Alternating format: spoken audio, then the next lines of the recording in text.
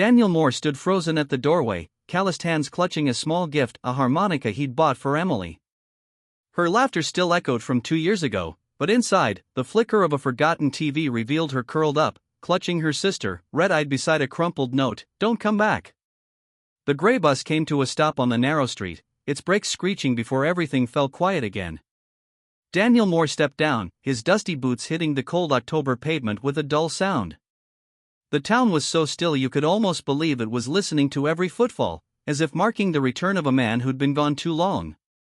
In his hand was a small gift, the paper wrinkled, the ribbon crooked. He'd carried it tight against him the whole ride, as if it held the thin thread of hope that Sophie's laughter and Emily's smile were waiting behind that door.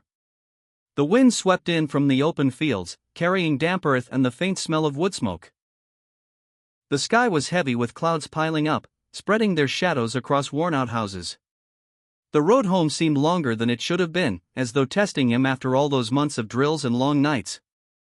Each step pressed down on him, a weight he couldn't shake, the quiet fear that the door he longed for might open onto silence instead of joy.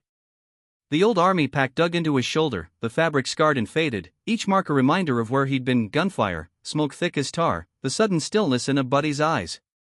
He thought he'd left all that behind, but the moment his boots touched the ground he could hear it again, the shouts, the metal on metal, the rush of feet across burning dirt. It came at him like a wave, sharp and loud, and for a second he wasn't sure his legs would keep moving. At the corner, under a streetlight flickering in the wind, he stopped. His hand shook, the gift trembling as if it might slip. He gripped it harder. He thought of Emily running into his arms, her voice cutting through everything with one word, "Dad." He thought of Sophie, her tiny hands laying out a paper cake on the table, her face lit up with a grin. Those bright, fragile memories clashed hard with the dark echoes of war. He pulled in a breath, smoke and gasoline stinging his throat, but it steadied him.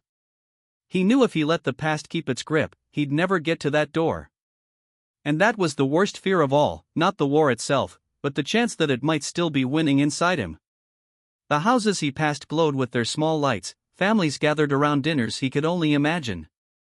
A bicycle leaned against a tree, red leaves drifting down over its seat. Such ordinary things, yet they hit him like pins, reminding him how long it had been since he'd known a quiet meal, a night without alarms. He walked faster. His steps echoed sharp on the wet street, the paper of the gift crumpling in his fist. The memories pressed together, the sirens, the crying, the fire, colliding with flashes of Sophie in her flower dress, Emily chasing through the yard. It was too much, and he stopped, shut his eyes, pressed a hand to his forehead. The noise wouldn't stop. But in that pause, he understood, it wasn't just the war. It was the fear that those shadows could take over the moments he'd been waiting for. Still, he moved forward. Heart pounding, past pulling, but forward all the same.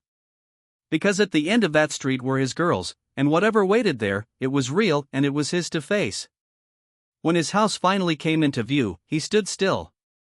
It sat quiet in the early dark, the roof streaked with moss, windows shut, no light inside. A shiver ran through him, but this time he didn't back down. He lifted the gift, held it against his chest like a promise. The past would always be there, no denying it. But this step, walking to the door, was its own kind of courage. Facing the fear that he might not be enough for them, but showing up anyway. Daniel climbed the porch. The boards groaned under his boots. The paint on the door had peeled away, wood worn bare. His hand lifted, hesitated in the air, shook once, then steadied. His eyes were dark but held a flicker of resolve. He knocked, the sound carrying out into the cold night. A quiet reminder, the soldier had come home, ready to face whatever truth waited inside. The old wooden door gave a long, tired groan as it opened, the hinge squealing like it had something to complain about.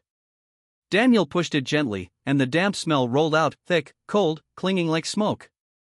It settled into his coat, filled his lungs, and made his chest tighten. He froze for a moment, his hand still on the door, the other trembling around the small gift. No footsteps came running. No small arms wrapping around his legs. Just emptiness, deep, hollow, endless. The living room was swallowed in darkness. A bare light fixture hung overhead, its cord twisted, but the bulb dead. A faint glow from the street outside slipped through the worn curtains, just enough to catch the dust drifting in the air. Daniel stepped in, his heavy boots pressing into the dull wood floor. Each creak echoed, joining the suffocating silence. At the center of the room sat the dining table, stripped bare. A few crumbs of stale cake lay scattered across it, gray specks on the wood. A chair tilted sideways, one leg uneven, as if someone had left in a hurry. He stared at it for a long time, feeling like he'd walked onto a stage where the play had been cut short. He had pictured candles, a small cake, maybe a burst of laughter. Instead, what he found was the leftover trace of something broken and gone. He set the gift down on the table. The sound was sharp, hollow. The crumpled paper and loosened ribbon seemed worthless in the cold air around him. He leaned on the table, the wood biting at his skin. A heavy breath escaped him, colliding with the silence before dissolving into nothing. His eyes roamed the room. The walls, once white, were stained yellow, blotched with watermarks. In the corner, an old toy chest sat pushed against the wall, lid ajar, a few blocks spilled across the floor. But what cut into him was the absence of sound. No chatter from Sophie. No footsteps from Emily. Only the steady ticking of the wall clock, each second marking the emptiness harder. He moved toward the crooked chair, placed his hand on the back, tried to straighten it. The chair slid, scraping across the wood with a long squeal. He lowered himself into it, his back stiff. The posture reminded him of field briefings, cold chairs, grim news. The feeling came back sharp, choking. His hand went to his jacket pocket, where he once kept Emily's first letter, her crooked 6-year-old scrawl, "Welcome home, Dad." Tonight there was no letter. Only this hollow room. Daniel wondered if he'd been foolish to expect so much. He'd stepped off the bus like a boy, believing the house would greet him with warmth, that the war inside him would vanish at the sound of his daughter's laughter. But this place now felt like another battlefield, dark, cold, reeking of rust and silence, his heartbeat loud against it. He pushed himself up and walked to the window. The curtain was frayed, thick with dust. He pulled it back. Street light poured in, pale against the scratched floorboards. The light wasn't warm, just weak, not enough to push the dark away. He let the curtain fall. The room was swallowed again. Images of Sophie and Emily flickered in his mind. Sophie on his shoulders last year, hair wild in the wind, her laughter ringing out. Emily bent over paper, scrawling her name in uneven letters. The memories clashed against the quiet, too sharp to bear. His throat tightened. He swallowed hard, the burn cutting deep. Then a sound. Small, faint. Not laughter. Just a clatter from the kitchen. Daniel flinched, his shoulders snapping tight, the same reflex he'd had when a rifle bolt slid home. Fear swept up fast and hard until he realized it was only a dripping faucet. Still, the reflex told him the truth, he had carried the war home with him. Back at the table, he looked at the gift lying there. Inside was a little cloth doll, the one Sophie had once wished for. He pictured her face lighting up as she unwrapped it. But now it just sat there, quiet and useless, on a table scattered with crumbs, a sad reminder of a birthday that never came. His hand covered his face, the calloused skin scratching against his own. He felt like a stranger in his own house, a man who didn't belong anymore. He wanted to call their names, to shout for Emily and Sophie, but the sound lodged in his throat. Fear pressed down on him, the fear that silence was his answer, the time had left a distance too wide to bridge. He sat again, staring at the empty chair across from him.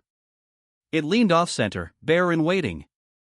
For a split second, he imagined Sophie sitting there, small hand on the table, eyes on him, waiting for the candle. Then it was gone. Just the chair. Just the silence. Time seemed to stop. The clock ticked on, but slower somehow.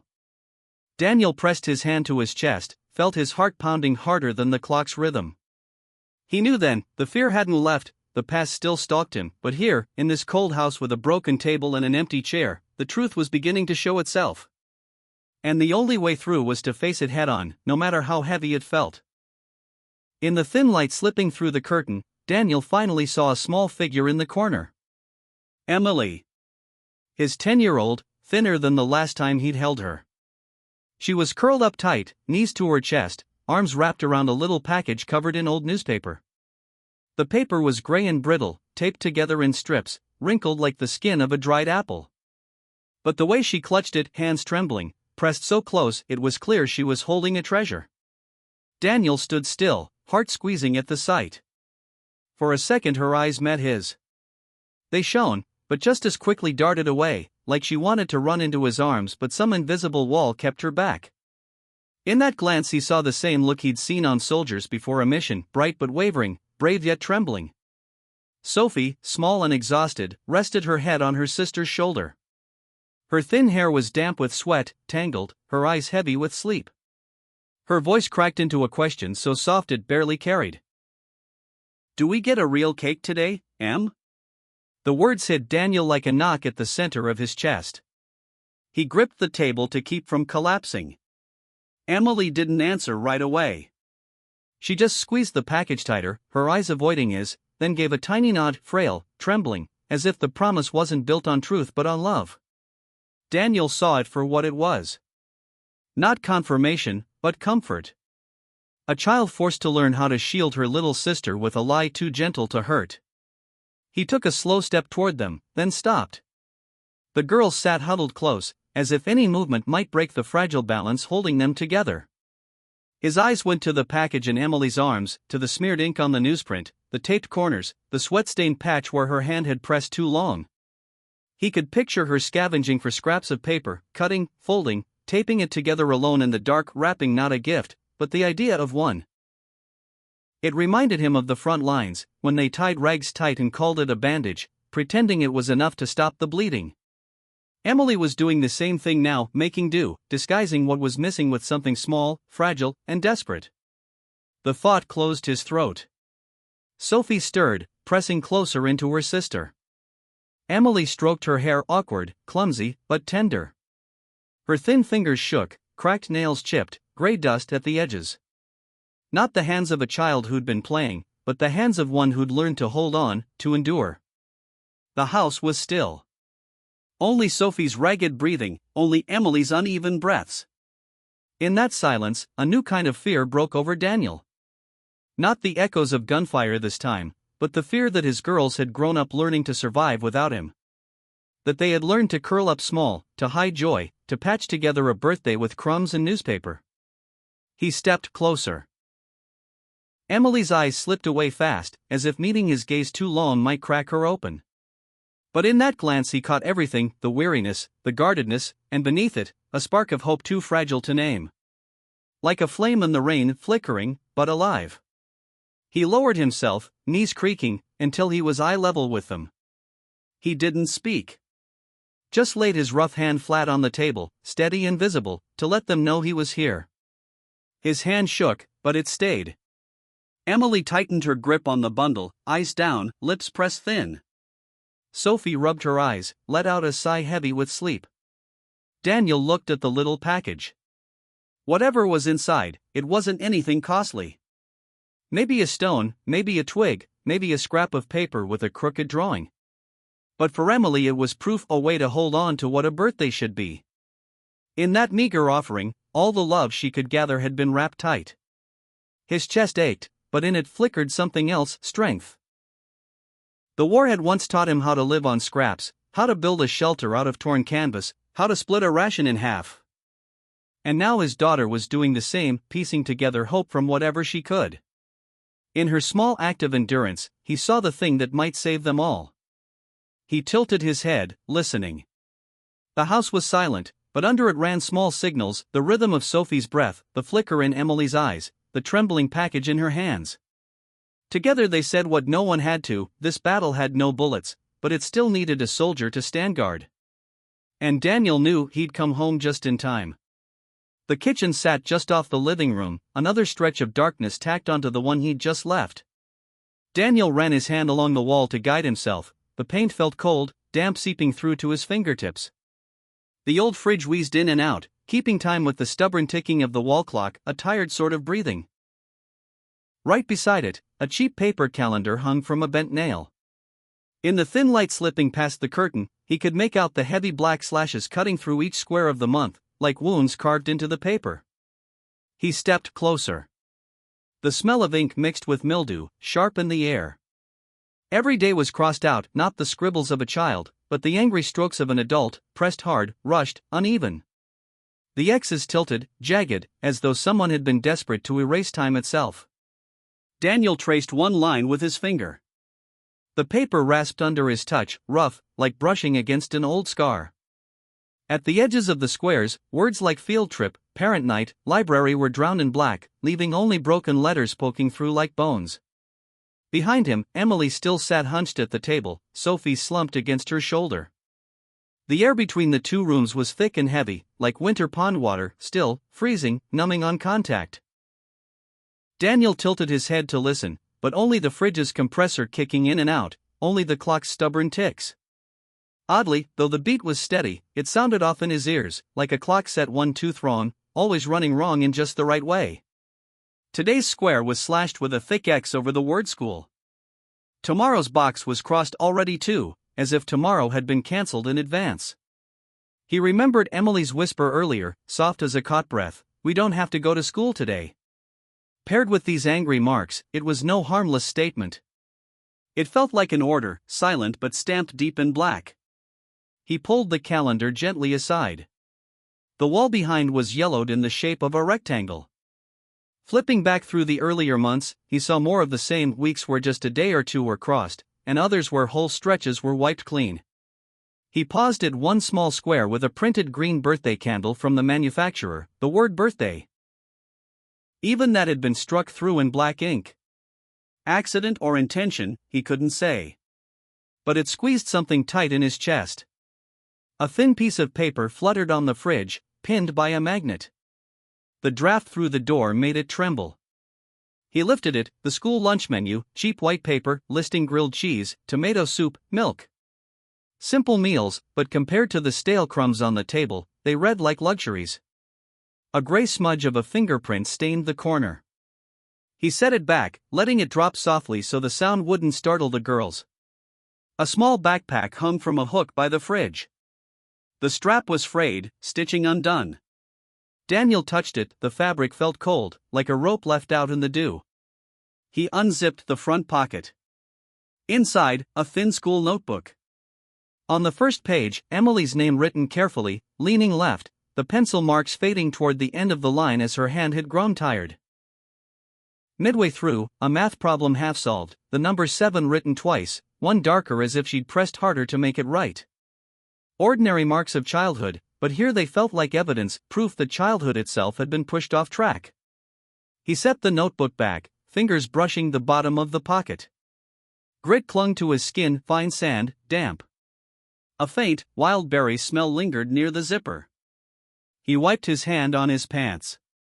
Small details, scattered, but in his head they lined up like a map, the crossed-out days, the dusty backpack, the uneaten school lunches, the crumbs on the table, Emily's averted eyes. On the battlefield, he'd learned to read terrain from bent grass or faint boot prints. Here, the terrain was life itself, and the tracks were black X's on a calendar. He looked at the clock. The second hand passed 12 and clicked hard into the next space, louder than it needed to be. In this kitchen, every sound was magnified. The drip from the faucet like nails on steel, the fridge kicking in like the cocking of a rifle. He breathed deep, then out, steadying himself. Months ago, he believed that crossing the threshold of his house would silence the noise of the past. But here it was again, in another form, the black marks on a calendar. He pulled out a chair, sat at the kitchen table. His elbows pressed into the cold wood, fingers laced. The roughness of his hands scraped against each other. In the doorway, Emily's shadow bent over Sophie, the newspaper-wrapped bundle still clutched tight. The picture reminded him of nights on watch at the front, young soldiers hugging rifles, heads tilted to the wind, the rest of the platoon asleep behind them. A stillness stretched so taut it held a man upright. She said, "We don't have to go to school today." The words repeated, not as sound but as pulse. Every heartbeat dragged the phrase up again, dark as the marks on the paper. Daniel reached for the dish towel hanging from a hook, worn and stained. He folded it neatly, for no reason at all. straightened the salt shaker, set an empty cookie tin square to the edge. Small motions to keep his hands busy, to put order where he could, rituals before facing the weight of doubt. Beside the calendar was a scrap of paper taped to the wall. A hurried list: milk/bread/batteries. Just 3 items. No notebooks, no pencils, nothing pointing to school. He flipped it over. Blank. But the pen strokes were pressed hard enough to leave grooves. He remembered his own habit, pressing down until the nib broke when the tension got too high. Somewhere in this house, another hand had been pressing just as hard. A draft stirred the calendar, its pages flapping against the wall. A brown stain of dried coffee curled across one corner like a riverbed. Daniel thought of the maps he used to study rivers, borders, marked zones. He realized he was standing in front of another kind of map, a chart of a different war, quieter, smaller, but just as ruthless.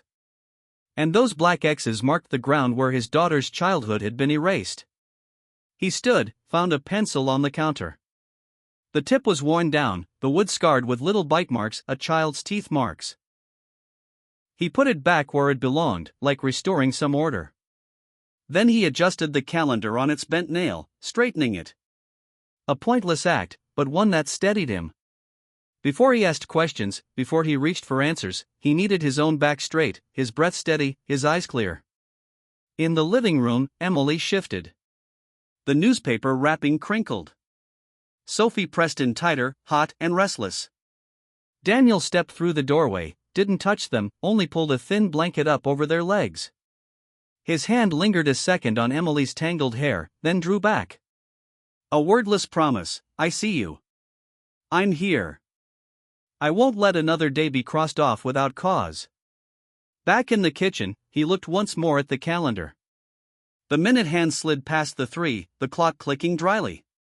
He listened to his own heart, fast, firm, but not as frantic as when he'd stepped off the bus. The fear was still there, seeping in like a draft through the cracks. But beneath it, something steadier was taking hold, a deep, slow awareness that if he wanted to protect what was left, he had to read this map right. And to read it right, he couldn't rush. Precision mattered. He touched the switch, turned off the kitchen light. Darkness returned, but he already knew where everything was: the calendar to the left, the clock above, the backpack on its hook, the lunch menu pinned tight. In war, knowing the layout meant survival. Here, it meant there was still a chance to lead his daughters back to mornings with school bells ringing on time. He walked back toward the living room, careful on the creaking floorboards, counting steps under his breath: 1, 2, 3, like the breathing drills the therapist had once taught him. At the table, he set his own gift beside Emily's bundle of newspaper.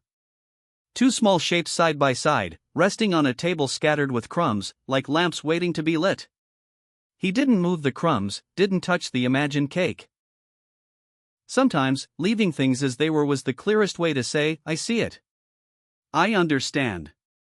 Outside, the wind shifted, brushing leaves against the roof in a long scrape. Inside, the clock ticked on, but in his ears, the rhythm sounded less off than before. Daniel stood tall, eyes on the shadowed corner where his daughters huddled, and understood, the road ahead would have no flares to guide him. Only small details: ink marks, frayed thread, grit on a zipper, whispers in the dark. Piece by piece, he would gather them, fit them together, until the picture came clear. And starting here, with a crooked calendar hanging from a bent nail, he knew he'd stepped into a new war. Quiet, hidden, demanding patience. No explosions needed. Just the resolve to hear every tick of the clock until it ran true again. The kitchen door hinge let out a faint squeal, and then Laura appeared. Her shadow stretched across the floor, swallowing what little yellow light still clung to the room. In one hand she held a glass, streaked with water, a brown stain dried stubborn at the bottom. With the other, she tugged her wrinkled shirt down over her hip, an anxious gesture, like someone caught off guard. You're back, she said. Her voice came out higher than usual, not surprise so much as an alarm, something sharp enough to fill the silence. The next words rushed out, clipped and hard: don't spoil the kids. Not a greeting, not warmth. More like a command, a warning meant to hold Daniel at a distance. She bent quickly, shoulders jerking. Her hands swept crumbs from the floor, pressing them hard into her palm until they cracked to dust. The move was too fast, too practiced, like someone wiping away evidence before it could be seen. Daniel knew it wasn't just about cleaning up. She was erasing. Her grip on the glass tightened. The muscles stood out in her hand, pale skin stretched tight. The glass was empty, but a sour, sharp smell still leaked from it, drifting into the room. Daniel didn't need to taste it. He knew it. Familiar, the way the stench of gunpowder used to cling to his uniform. One breath and his throat felt dry. Her eyes wouldn't stay with him. They skipped everywhere else, the floor, the window, back to her own hands, never more than a heartbeat on any one thing. Like someone pacing a barbed wire fence, looking for a gap, but never stopping long enough to commit. The eyes he remembered as clear were clouded now, filmed over, like glass fogged with smoke. He said nothing. Just let the silence hang. Old habit from his years in uniform, silence often made people reveal more than questions ever could. And sure enough, it pushed Laura into nervous motion. She stuffed crumbs into her apron pocket, pulled at her shirt hem, set the glass down only to lift it again, spinning it in her hand just to keep her fingers busy. Daniel watched the water beads slide down the side of the glass, leaving a streak. It reminded him of the black slashes across the calendar in the kitchen, meant to cover, but never really gone. The same hand, the same need to cross things out. Emily drew tighter into herself, clutching her little bundle of newspaper. Sophie pressed her face into her sister's shoulder, her breath heavy. They didn't speak, but their bodies leaned hard into each other, as if Laura's presence had closed them up, the way a seed folds tight against frost. Laura stepped forward, pretending to tidy. She snatched up a scrap of newspaper near the table leg, crumpled it, tossed it into the trash. The sound was sharp in the quiet. Her hand shook as she did it. The glass still stayed in her other hand, held like an anchor keeping her steady. Daniel thought of basic training, how a nervous soldier would clutch anything, a strap, a helmet, just to keep from showing the shake in his hands. Seeing Laura now brought back that image, but with it came a fear he'd never known in combat. The fear of a void opening inside his own home. He stayed quiet, eyes fixed on the small things, her fingers fussing at the tablecloth, the dry swallow in her throat, the uneven tilt of her shoulders. Each sign by itself was nothing, but together they painted a picture. And it pressed on his chest the way artillery echoes once had, heavy, relentless. A faint tap came from the shutters, just the wind. Still, Laura jumped, eyes darting before sliding away again. The glass rang against the table, a thin clink that carried through the still house. Daniel clenched his hand under the table, nails biting into his palm to keep himself steady. Patience, he told himself. Patience was the only weapon he had here. Laura finally spoke again. You must be tired. Let me handle it. Don't let the kids get used to being spoiled, they'll be hard to manage. Her tone dropped, but the edge stayed, like a guitar string loosened just one notch but still pulled too tight. The words built a wall between them, flimsy but firm enough. Daniel let it pass. He stood, walked slow, picked up the crooked chair, and set it back straight against the table. The scrape of wood on the floor was long, cold. When he lifted his head, Laura's eyes brushed his for the briefest second before darting away again. In that flicker, he saw it plain, not simple weariness, but the dodge of someone hiding something. He drew a breath deep into his chest, let it out without sound. The room was thick with the bite of the glass, the stale crumbs, the damp walls. The mix clung like fog over a hill, the kind he used to crawl through on night maneuvers. Only now the campaign was inside his house, and his two daughters sat huddled in its shadows. He gave a small nod, almost to himself, and stepped back toward the girls. He didn't touch them, just stood so his body formed a line between them and Laura. The space between them grew heavy, a border drawn without words. And Daniel knew, as clear as any order he'd ever received, in this moment, the silent war had begun. The weak yellow light from the kitchen lamp spilled out, the old shade bent at one corner, dust clinging in a thin ring. The beam cut across Laura's face, splitting it in two, one half sunk in shadow, cheekbone hollowed, the other washed pale, skin tight and dry. Her mouth twitched halfway into a smile that never landed, too faint to be real, too forced to fade honestly. At the corner of her lips, the cracked edge of old lipstick showed, like dry earth after a hot day. The glass in her hand shook just enough for the rim to catch the light, flashing cold. A thin film of water clung to its edge, carrying the same sour smell that lingered in the room. Daniel didn't move. He stood like a marker stone. He didn't glare, didn't burst. He observed the way he always had, breaking each detail into pieces, storing them away like notations on a map. The thumb pressed too high above the rim, nail chipped at the edge, skin pressed white where the grip was too tight. The other hand, the one that had just swept crumbs, still bore fine dust between the knuckles, glittering under the lamp like gray chalk. Her breathing came short and shallow, collarbones rising and falling like dry oars in the water. Her eyes followed a rhythm: wall, floor, window, clock, the children, then back to the table. Never resting more than 2 seconds. Daniel marked it the way a mechanic listens to an engine about to stall. At the third beat her nostrils flared, at the fourth, a dry swallow, at the fifth, her right shoulder gave a twitch. Small spasms strung together, spelling out the truth she wouldn't say. In the living room, Emily curled tighter, the newspaper-wrapped gift pressed against her ribs hard enough to crease her skin. Sophie rested her chin on her sister's shoulder, eyes half closed. When the light brushed across, she shrank, like a small animal burrowing into brush. Daniel caught the first shift of their bodies since Laura walked in, everything pulled inward, smaller, as if to make themselves invisible. Laura tilted the glass, revealing a darker stain clinging inside like syrup dried to the bottom. She set it down with a hollow clunk, only to lift it again, sliding it 3 inches into the faint ring of an old watermark. A ritual, as if she were returning the glass to some remembered place. Daniel eased his weight from one leg to the other, silent, steadying himself. His eyes followed her hand's orbit, sweeping crumbs, tugging the tablecloth, adjusting the curtain as though the mess belonged to the weather. Nothing truly cleaned until the sour stench left. And that smell clung to the doorway, stubborn, the way gun smoke used to cling to his jacket through whole seasons. On her wrist, a thin bracelet had flipped, its clasp bent out of shape.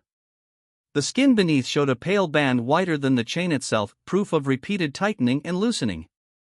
When she turned, the light caught under her jaw, exposing a faint purple-red spot half blended with powder. Not clear enough to call it, but Daniel filed it away, the way he'd pocket a spare round, no judgment, just kept for later. The kitchen filled with the small noises you usually ignore, the drip of the faucet hitting metal, the groan of a board underfoot, the clock pushing forward another tick. Daniel let them wash over him, arranging themselves into a steady background. Against that, the irregular things stood out, her clipped breaths, her restless hands, the glass shifting again. Laura lifted a hand to push her hair back, a habit of old, but stopped halfway, letting it fall to cover her cheek. She tugged her shirt hem into her waistband, let it out, tugged again, repeated like a machine stuck on one setting.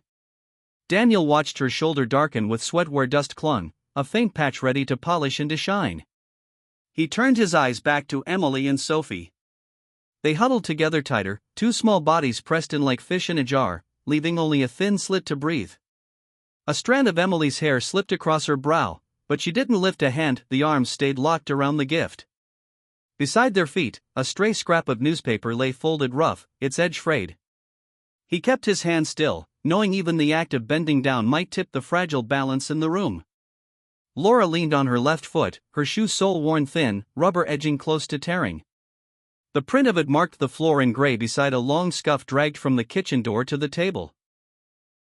A chair maybe, or a bag hauled along. Whatever it was, it spoke of a habit, dragging weight instead of lifting it.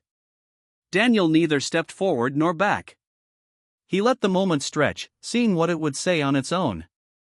Under the light, the tendon in Laura's neck pulsed, climbing with every swallow. Her breaths came short, chest half-filled, each pause a calculation. When she turned to the window, her reflection caught in the dusty glass, 4 figures inside one frame, uneven, one upright, one leaning, 2 curled tight. A family split by light. He thought of the calendar on the wall, the black X's, the bent nail, the dried coffee stain. All of it pointed here, lines converging on Laura. Each sign small, but together they made a shape. Not chaos, not neglect, but something worse, an absence dressed up to look like order. She raised the glass again, touched it to her lips without drinking. The rim smeared against the cracked lipstick. When she set it down, it rolled just slightly on the uneven table, then settled neatly back into the old water ring, like a compass needle tugged back north.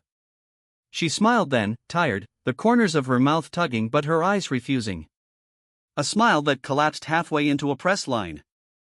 Daniel clasped his hands behind his back, stretching his knuckles. He didn't press her, didn't ask. He knew better than to chase the truth into hiding. In the field, he'd waited through the rustle of brush until a sniper gave himself away. Here, he waited for the last sound of crumbs swept from sight. The wind outside shifted, puffing the curtain before it fell. In that brief swell, streetlight poured in, streaking across the table, catching the rim of the glass, sparking a dust mote into life. Laura blinked twice, quick, as if startled by glare.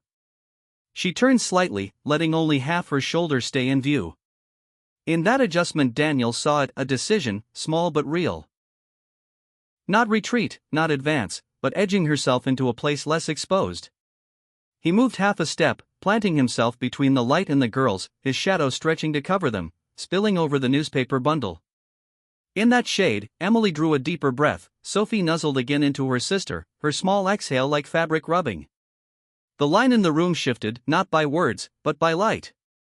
Laura pushed her hair back fully this time, ear pale in the lamplight. The smear on the glass dried darker.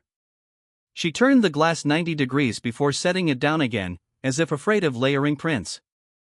Daniel read the fear in that reflex, trying to avoid repeating a trace, only to leave a fresher one. He gathered it all in the yellow glow, the glass rim, the black marks, the scuff on the floor, the shallow breath, the half-formed smile. Enough to make the first page of a file. He didn't need questions yet. On the battlefield, sometimes you held position until the ground stopped trembling. This was no different. The clock on the wall clicked over again, sharp as water dripping into a metal basin. Laura glanced at it, then back at the glass. Daniel followed not the clock but the gap between her gestures, the space where her guard slipped just enough to show the edge of what she hid. Patience would widen that gap. Silence would draw out the noise. He breathed in slow, filling his gut, and let it go. The air was still heavy, but his chest no longer jolted the way it had when he first walked through the door. Strength, he remembered, wasn't always about moving forward. Sometimes it was about standing firm in the hardest spot until the ground steadied. So he stood there, in the yellow light, with the sharp scent hanging in the air, with her half-smile and trembling hand, and knew, the opening line of this quiet battle was already written. In dust, in light, in silence. And like every other fight he'd lived through, he would carry it line by line, patient and steady, until the last word was his. Night slid into the house like a damp blanket. Outside, the wind shifted and pushed through the cracks in the door, carrying the smell of cool earth and the sticky damp of grass after dew. Daniel turned off most of the lights, leaving just a night lamp in the kids' room, small enough to fit in a hand, its glow soft and honey-colored against the old wall. The fridge wheezed behind him, steady but tired, like some old creature clinging to rhythm. He walked on his toes, placing each step so the wood floor wouldn't complain. Outside, the shadows of maple branches swept across the window, casting long whips of light across the ceiling. The bed was shoved against the wall. The sheets were wrinkled, carrying the smell of cheap detergent mixed with the damp of fabric never dried long in the sun. Emily lay on the outside, Sophie wedged between her sister and the wall, curled small as a snail in its shell. Daniel lifted the thin blanket over their shoulders, smoothed it flat, tucked the creases under the mattress. His hand drifted through Sophie's hair, soft, tangled, damp with a patch of cold sweat. He let his palm rest there longer than he should, as though memorizing the shape of her small skull in case some night the past pulled him too far away again. The room showed the marks of a childhood overused, faded stickers peeling from the wall, a purple crayon streak in the corner, dust on the window ledge, paint chipped from the floorboards. Daniel stepped back half a pace, leaned against the wall. He said nothing. On the range, silence was the only way to avoid triggering a trap. Here, silence was how two kids might believe sleep was possible, even in a house that breathed heavy. Sophie stirred, mumbled something soft, then opened her eyes. The lamp caught her pupils, her lashes trembling in shadow. Her chin nudged against Emily's shoulder, searching for anchor. And then came the whisper, thin as dust, "I don't want to be locked out anymore." Not long, not loud, not demanding. Just a sliver of truth that slipped free when the line between waking and sleep was thin as mist. Emily flinched. Her hand reached for her sister's, squeezing tight. Then came a quick shake of her head, sharp, fast, like yanking a cord to pull something back from an edge. Her eyes found Daniel. They didn't accuse, didn't cry, didn't explain. They said only this: don't ask. Not now. It was a silent, urgent signal, one a soldier could understand. This wasn't the time to lift the lid. Daniel eased onto the edge of the bed, leaning into the narrow strip left open. His hand stayed on Sophie's head. His chest knotted with a pain he knew well, the sharp kind that hit when the explosion was over but the smoke still burned. He breathed in 1, 2, and out 3, 4. The count he'd learned in recovery after the concussions. He wouldn't let that whisper splinter into 100 sharp-edged questions. He wouldn't turn this room into an interrogation bay. The wind rattled through the window crack, brushed the curtain against the frame. The night lamp flickered once, then held steady. In that shiver of light, Daniel noticed a thin mark on Sophie's neck from her shirt collar, faint, like a cord pressed there. His finger brushed it as though moving hair from a sleeper's forehead, then kept moving. Emily tightened her arm around her sister, pulled the blanket higher, never taking her eyes off him. He gave a slight nod, an unspoken vow: I understand. I won't press. The house shifted, wood creaking deep somewhere. Pipes thudded faint in the walls. Small sounds layered into a backdrop of what had once been home. Daniel listened to each, charted their rhythm, their length, their return, like marking terrain in fog. On the field, survival meant catching what others overlooked. Here, Emily and Sophie's safety might depend on the same skill.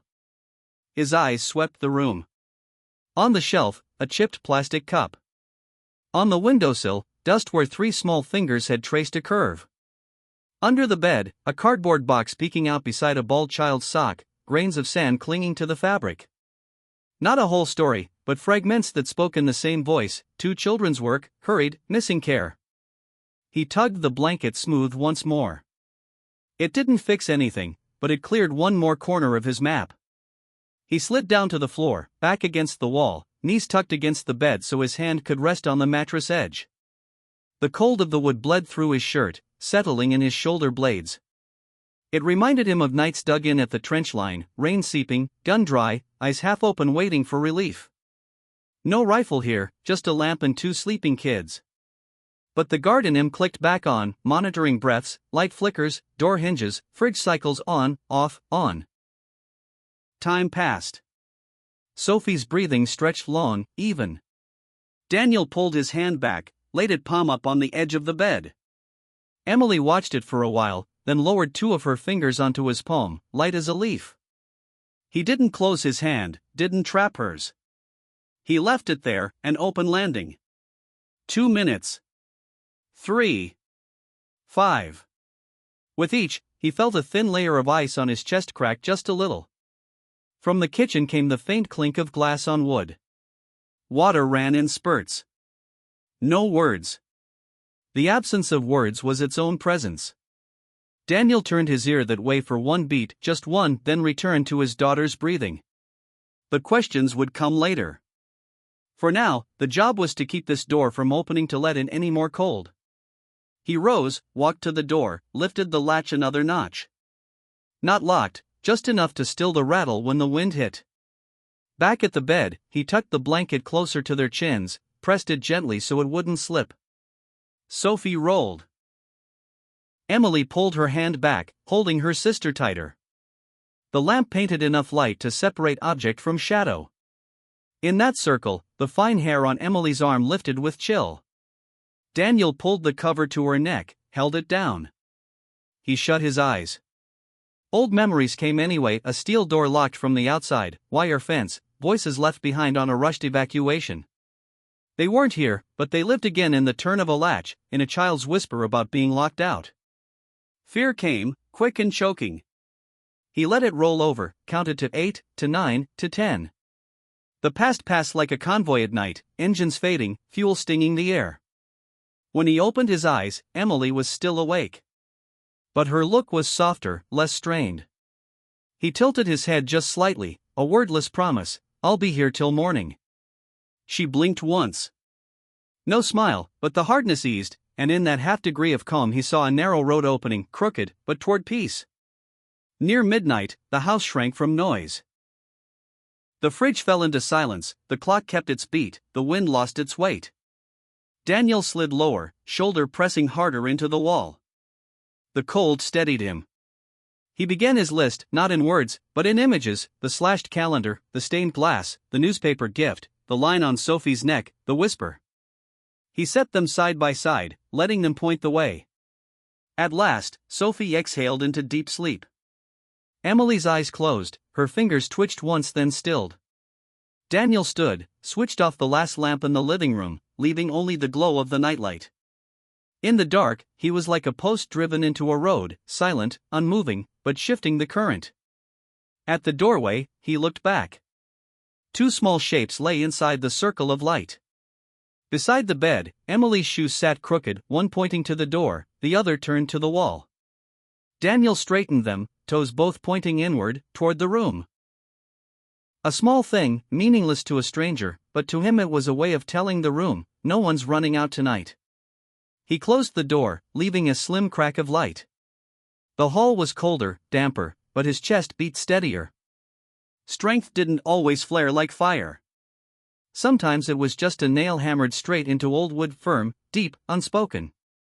He knew the morning would bring questions, truths he'd have to face head on. But tonight, he had won something small, a night's sleep for two children, a room untouched by wind and fear. Daniel sat on the hall floor, back against the door to their room. The smell of old wood pressed through his shirt, the house's warmth seeping through its cracks. He laid his hands on his knees, palms open, still holding the ghost of small fingers. Inside, the whisper, "I don't want to be locked out anymore," still echoed, but it no longer cut. It had become a coordinate, a marker on the map. Tomorrow, he'd walk to it. Tonight, he would keep watch. Inside this house, behind this door, under that small yellow lamp, until the morning light touched the frame and named the truth he knew he'd have to face. When the hallway had gone so quiet he could hear the old wood stretching in the night, Daniel finally pushed himself up from the spot by his kid's door. He moved slow, heels sliding across the boards, lifting a thin layer of dust that floated like smoke. The weak strip of light spilling from the children's night lamp was just enough to guide him.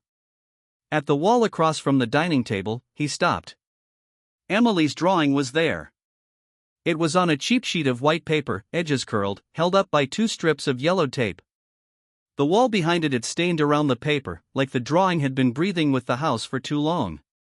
The crayon strokes were heavy, pressed in hard, some rubbed over again and again until the wax built up. In the center was a woman with her hair flying out in black tangles, knotted like ash after fire. Her hand gripped a bottle, round belly, narrow neck, the top pointed up, thick layers of dark brown piled at the mouth. Behind her, two small children were trapped, drawn as tiny figures boxed in with no way out. Daniel leaned closer. The faint smell of crayon still clung to the paper, mixing with the wall's mildew. The wax had broken into grains in some spots, scattered like sand. Details he'd missed in daylight now showed themselves. The woman's hand wasn't really a hand, just a dark lump wrapped around the neck of the bottle, more like a chokehold than a grip. Beneath it, a sharp purple slash cut so hard the paper tore. The children behind her had no shoes drawn, just short lines stabbed down into a gray smear like slick ground. Their faces had no eyes, just dots, and a thin flat mark for a mouth shut tight. His hand lifted, hovered in the air, then pulled back. He studied the woman's hair. Loops and scribbles, some pressed deep until the shine bled, others light and shaky, leaving blank spots like frayed thread. On her left shoulder was a dark patch, spread like spilled ink.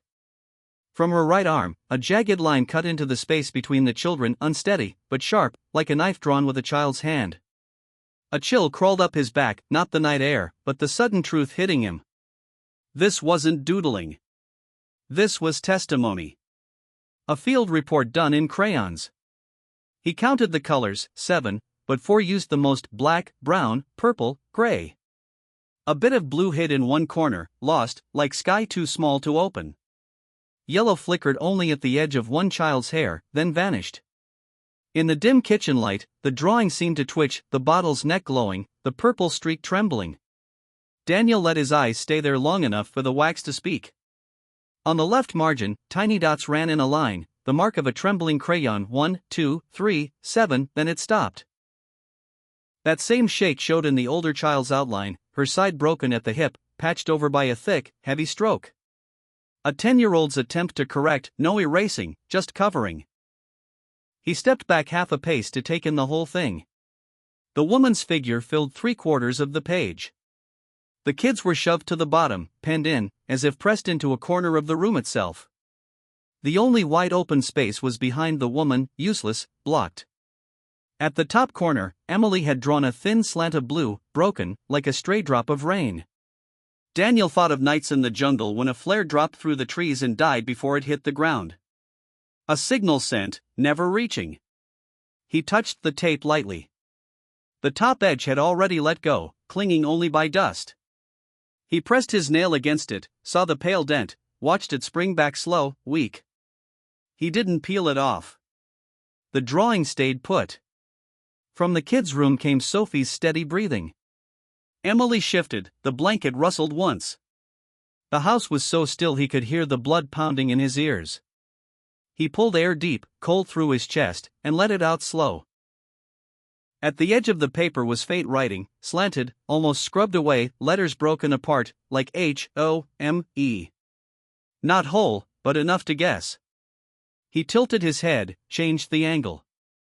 The wax caught the light, gave him one more stroke before fading. He leaned back, eyes burning, then down again. On the older child's wrist, a thin purple line, not decoration. On the younger one's arm, a black dot pressed deep, like the tip of crayon hammered in. These marks made no sound, but inside him they rang, screws grinding deeper into wood.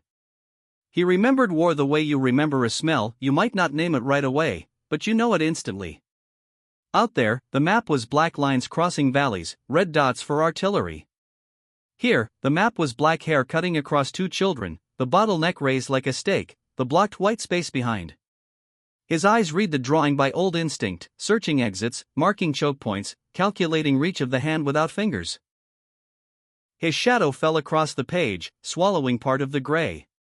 He slid sideways, giving the light back, like returning a voice to someone trying to speak. Small move, but it steadied him. At least he wasn't stealing the only words his child had found. A breeze slipped through. The paper fluttered, tape crackled. His hand shot up without thinking, palm pressing the edge flat. He felt the grit of the wall under his skin. He left his hand there a moment longer, like driving a nail. Then he stepped back, leaned on the table, and looked again from distance. The drawing hadn't changed, but inside him the shapes had.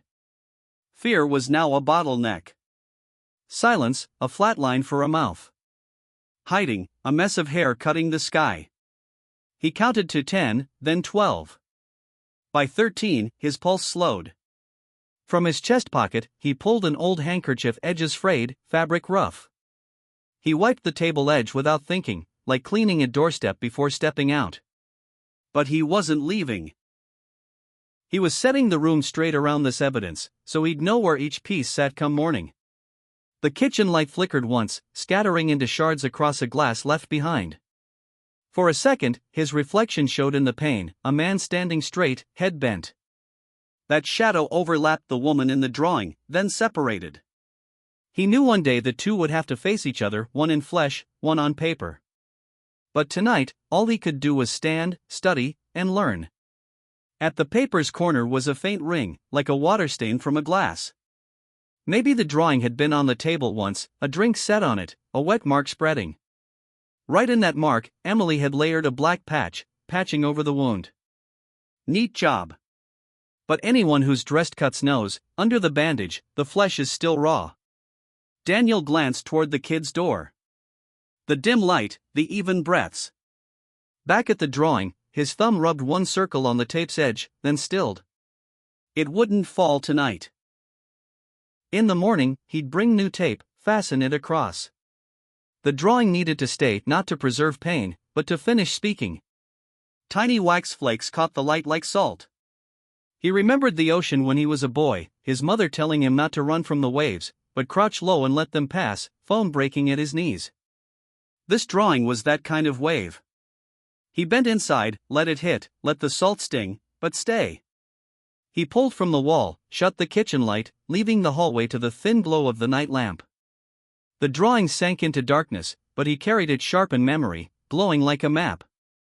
The bottle, the grip, the flat mouth, the bare feet, the purple mark, the hair walling off the sky, each a waypoint, not ending in periods but commas.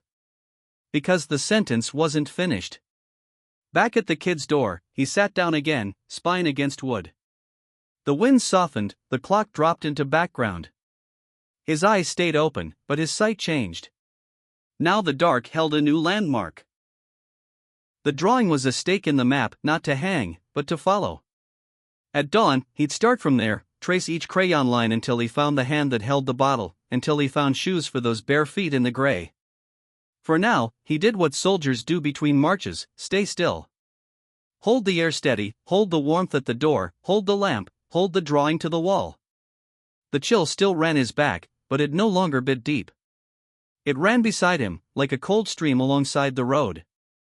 And in that cold was one small thread of warmth, the feeling of a man who's put his foot down on the right ground at last. The ground of truth. Even if the terrain ahead was rougher than anything he'd ever crossed. Dawn slipped in gray and thin through the low clouds. After a whole night sitting against his kid's door, Daniel unlatched it and stepped out on the porch like a man coming up for air. The damp clung to his shirt, the smell of wet grass mixed with the rot of old wood rising from the steps that creaked under his boots. The lawn was speckled with dew, a few maple leaves stuck flat to the ground, their curled edges like arms drawn tight against the cold. He rubbed his palms together for warmth, his breath turning to a thin smoke. The sound of metal clinking came first from the fence. Daniel looked up. Mrs. Grace was there, a small figure in a thick sweater, holding a pair of old pruning shears. Her gray hair was pulled into a loose knot, strands falling over her forehead. Her hand trembled a little as she unwound a dead vine from the fence. Her eyes met his, there was a flicker of gladness, then it dropped. Her mouth moved just a little, like a door cracking open. Daniel nodded, slow, a kind of hello without words.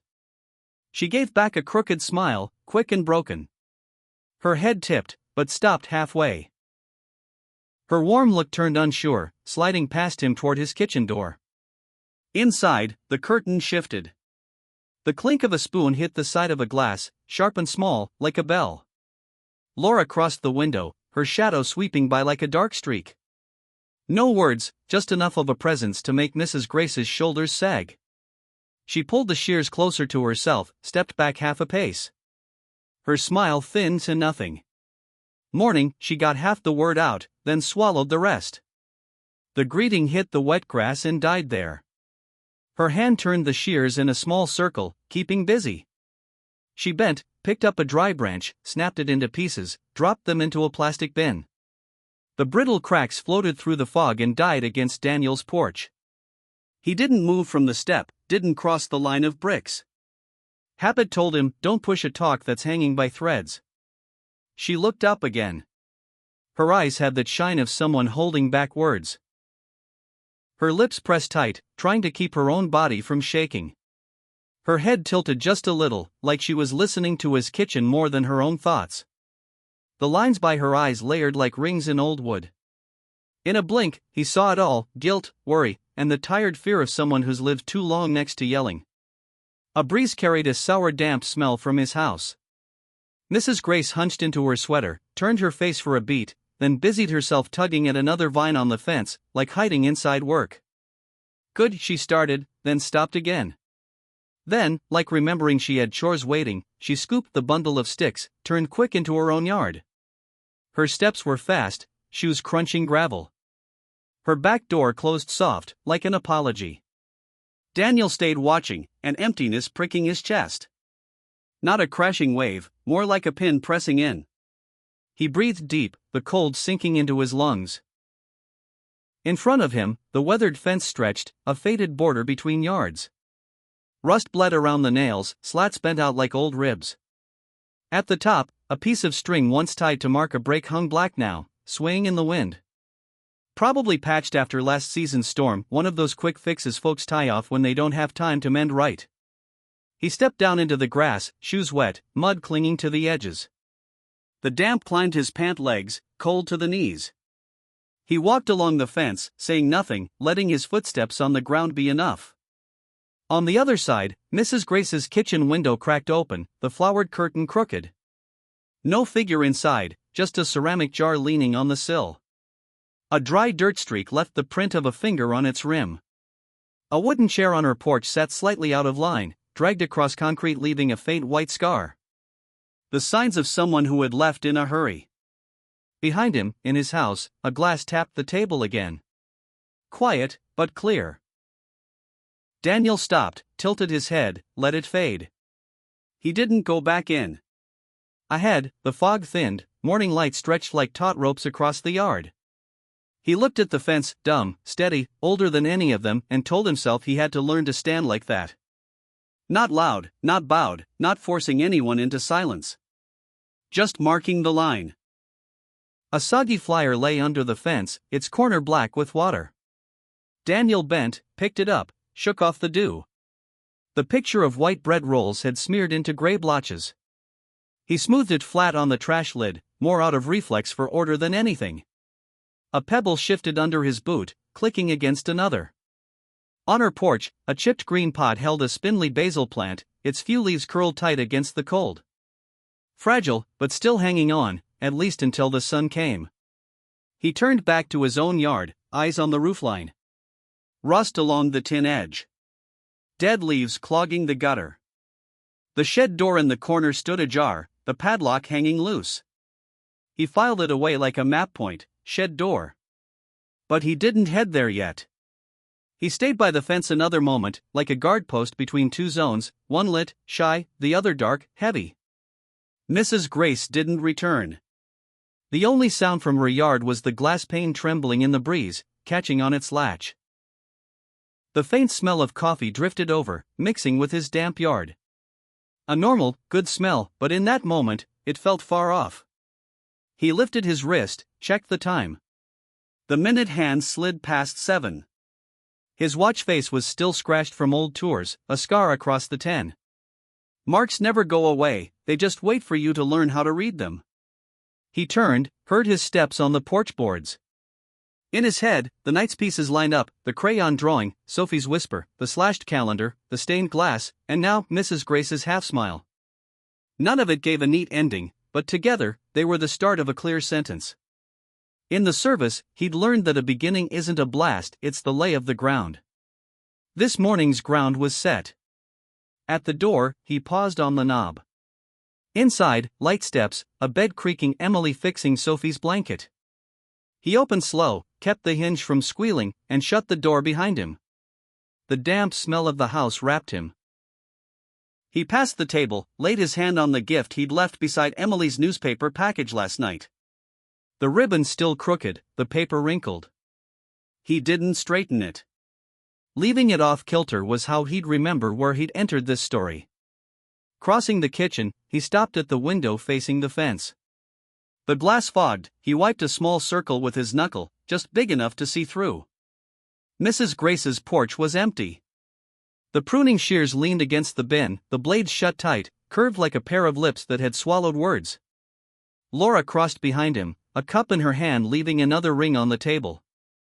Her wrist stalled a second when her eyes caught the empty space outside. Then she yanked the curtain closed fast, sharp. It cut off the line of sight to the fence. Simple act, but the curtain scrape sounded like shoving shut an old stuck drawer. Daniel dropped his hand from the glass, let the circle fog back over. He filled the kettle, lit the burner. The gas flame hissed clean, steady.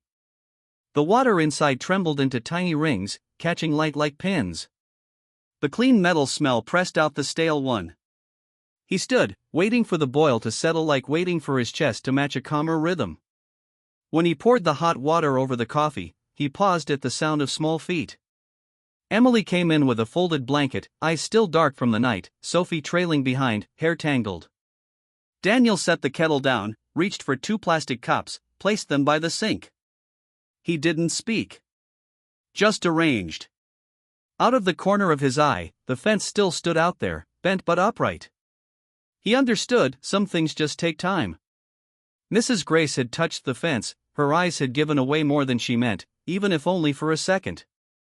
That was enough for now. Patience, the same blade that once carried him through minefields, was what he needed again, not to cut, but to shave down knots one by one. Carrying the cups to the table, he glanced at the shed door through the window, still cracked, the lock hanging. He didn't stare. Each piece had its place in the map, the drawing, the fence, the half-smile, the shed. The hollow feeling was still there, but underneath it something firmer grew, the thought that the only way out of this swamp was straight through, step by step, no jumps, no sprints. He handed Emily her cup, and passed Sophie a towel. When their small hands wrapped around the warmth, the chill in the room eased. Behind him, the curtain he'd seen pulled shut gave a small twitch, almost regretful.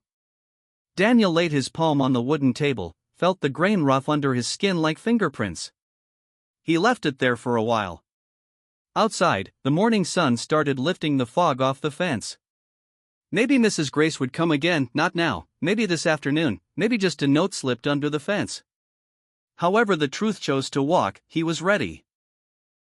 For now, he did the simplest and hardest thing, stayed steady in his place, kept the kitchen warm, poured the cups, and watched his girl's hands stop shaking.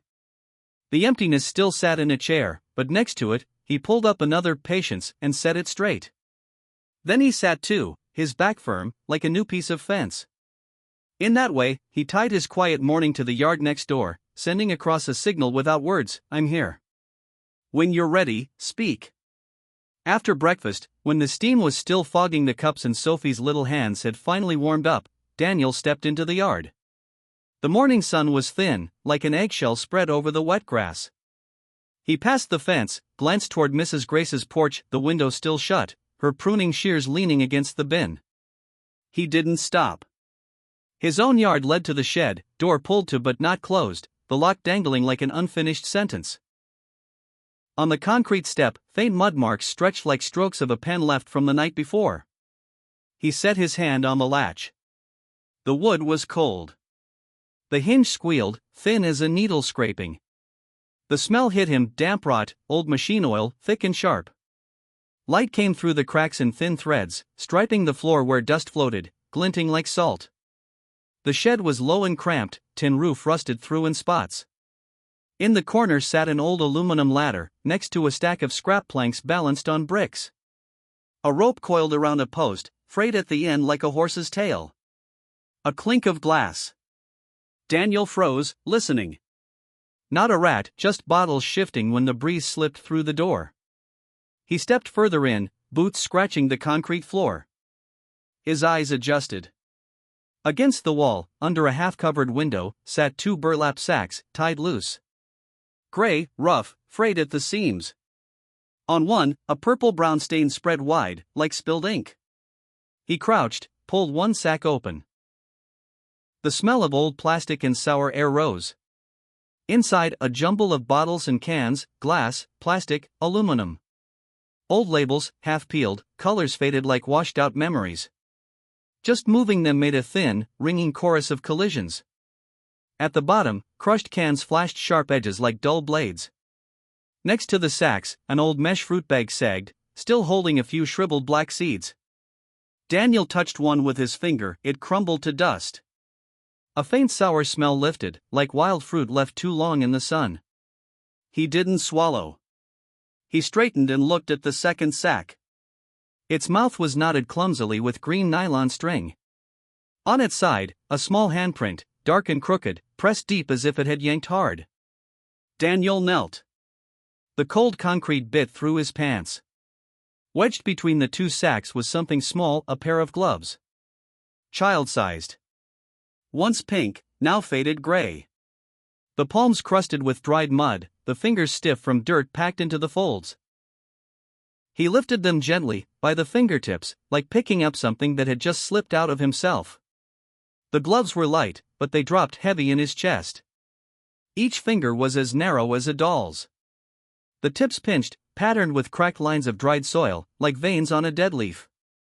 On the thumb, a thin tear clumsily stitched with mismatched thread, big and small stitches all uneven. Inside, the fleece was worn thin, threads sticking out like whiskers. Across the back, a pale purple stain lingered, not dirt, not a color you'd name. Daniel brought them to his face. The smell of mud, of dried sweat, of fabric that had seen rain, it all pressed into him like a small hand against his heart. He slid a finger in, barely halfway. Too small, no question. A child's glove, not an accident. And the dirt wasn't from a fall, it was from work.